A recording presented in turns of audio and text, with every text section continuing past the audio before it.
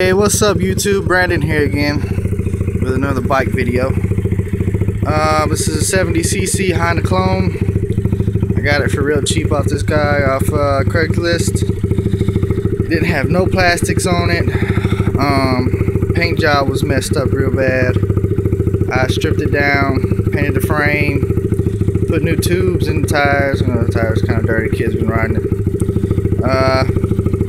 Ordered plastics for it, put the decals on it. Put a new carburetor on it.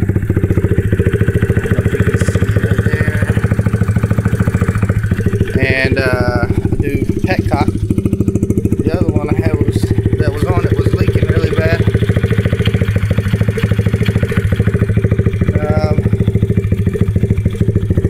Yeah, the kids ride the hell out of it.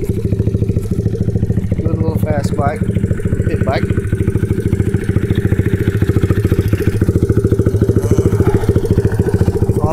On the engine it says 72cc.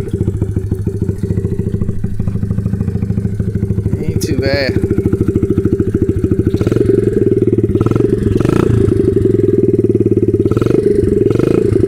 Put a new spark plug on it, changed the oil. Yeah, sounds pretty good.